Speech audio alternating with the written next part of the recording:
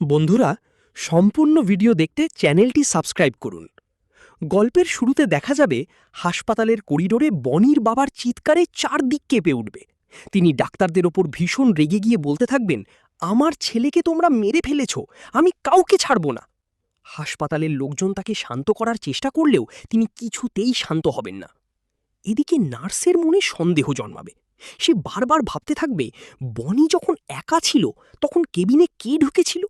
সে মনে করার চেষ্টা করবে, আর হঠাৎই মনে পড়বে কিছুক্ষণ আগে একজন ডাক্তার সেজে কেবিনে ঢুকেছিল, কিন্তু সে হাসপাতালের আসল ডাক্তারদের কাউকেই চিনতে পারেনি। তখন নার্স ভয়ে কাঁপতে কাঁপতে সব কথা সিনিয়র ডাক্তারকে জানাবে। ডাক্তারবাবু সঙ্গে সঙ্গে সিসিটিভি ফুটেজ দেখার নির্দেশ দেবেন। ফুটেজ চালাতেই সবাই অবাক হয়ে যাবে। সেখানে দেখা যাবে সাদা অ্যাপ্রন পরে মুখে মাস্ক লাগিয়ে একজন লোক বনির ক্যাবিনে ঢুকছে, আর কিছুক্ষণ পর তাড়াহুড়ো করে বেরিয়ে যাচ্ছে। মুখ পরিষ্কার দেখা না গেলেও তার চলাফেরা দেখে একজন ওয়ার্ড বয় বলে উঠবে, এ তো মধুলালের মতো লাগছে। এই কথা শুনে বনির বাবা আরও ভেঙে পড়বেন। তিনি কাঁদতে কাঁদতে বলবেন, তাহলে আমার ছেলেকে পরিকল্পনা করে মারা হয়েছে, আমি এর বিচার চাই। অন্যদিকে খবর পৌঁছে যাবে সোহাগের কাছেও। সে শুনে স্তব্ধ হয়ে যাবে, কারণ সে বুঝতে পারবে বনির মৃত্যুর পেছনে বড় ষড়যন্ত্র আছে এবং তাকে ফাঁসানোর চেষ্টা চলছে। সূর্য তখন সোহাগকে বলবে, তুমি ভয় পেও না, সত্যি খুব তাড়াতাড়ি সামনে আসবে। শেষ দৃশ্যে দেখা যাবে মধুলাল নিজের ঘরে বসে হাসছে। সে বলবে, এবার সবাই সোহাগকেই দোষী ভাববে। কিন্তু ঠিক তখনই দরজায় জোরে ধাক্কার শব্দ। হাসপাতালের করিডোরে এক অদ্ভুত নীরবতা নেমে এলো। বনির বাবার চোখে তখন শোক আর ক্রোধ একসঙ্গে জ্বলছে। অন্যদিকে সূর্যের চোখে ছিল দৃঢ়তা। দুজনেই একে অপরের দিকে তাকিয়ে রইল, কিন্তু কেউ কিছু বলল না।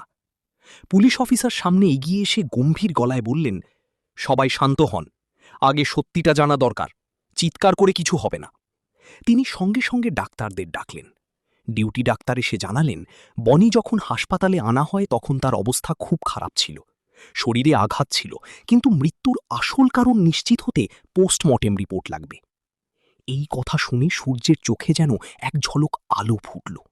সে মনে মনে ভাবল, তাহলে এখনও সব শেষ হয়নি, সত্যিটা বের হতে পারে। কিন্তু বনির বাবা চিৎকার করে উঠলেন, রিপোর্টের দরকার নেই, আমার ছেলে মারা গেছে, যার জন্য হয়েছে তাকে শাস্তি চাই। পুলিশ অফিসার কড়া গলায় বললেন, আইন নিজের পথে চলবে, কেউ নিজের সিদ্ধান্ত চাপিয়ে দিতে পারবেন না। ঠিক সেই সময় সূর্যের চোখ পড়ল করিডরের কোণে দাঁড়িয়ে থাকা মধুলালের দিকে। সে বারবার ঘাম মুছছে, চোখ নামিয়ে রাখছে, যেন খুব অস্থির। সূর্যের মনে সন্দেহ আরও বাড়ল।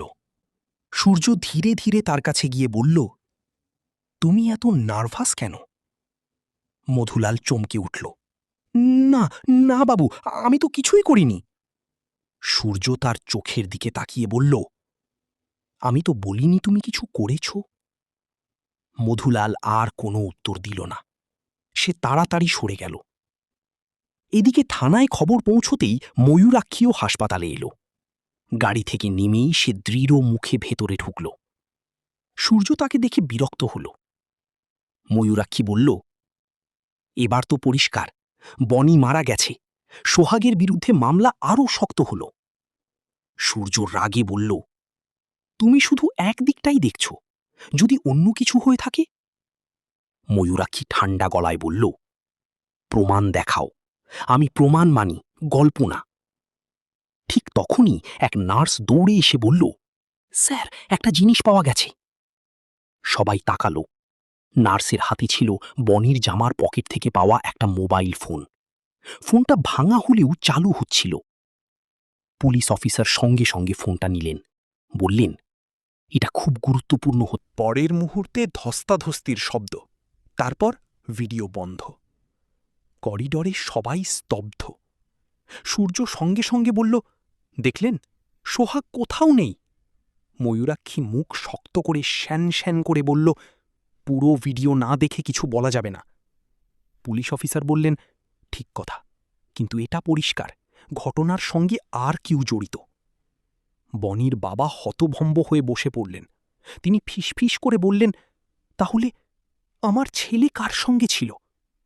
ঠিক তখনই এক ওয়ার্ড বয় সামনে এসে বলল, স্যার, আমি কিছু বলতে চাই। সবাই তার দিকে তাকালো। ওয়ার্ড বয় বলল, রাতে যখন বনিকে আনা হয় তখন তার সঙ্গে এই লোকটা ছিল। সে আঙুল তুলে দেখালো মধুলালের দিকে।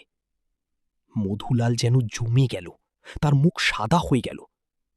পুলিশ অফিসার চিৎকার করে বললেন, তাকে ধরো। 2 কনস্টেবল ছুটে গিয়ে মধুলালকে ধরে ফেলল। মধুলাল কাঁপা গলায় বলল, আমি কিছু করিনি স্যার, আমি শুধু সাহায্য করতে গিয়েছিলাম। সূর্য সামনে এসে বলল, তাহলে আগে বলনি কেন তুমি বনির সঙ্গে ছিলে? মধুলাল চুপ। পুলিশ অফিসার কঠোর গলায় বললেন, সব সত্যি বলো, না হলে অবস্থা খারাপ হবে। চাপ সহ্য করতে না পেরে মধুলাল কেঁদে ফেলল। সে বলল, স্যার, বনি আর গ্রামের প্রধানের টাকার ঝামেলা চলছিল। বনি অনেক অন্যায় করত। কাল রাতে আরেকজনের সঙ্গে তার মারামারি হয়, আমি সব দেখেছি। সবাই একসঙ্গে বলল, কি সেই লোক? গ্রামের প্রধানের নিজের ছোট ছেলে মধু। এই কথা শুনে যেন বোমা ফাটল। বনির বাবা চমকে উঠলেন, কি বলছিস তুই?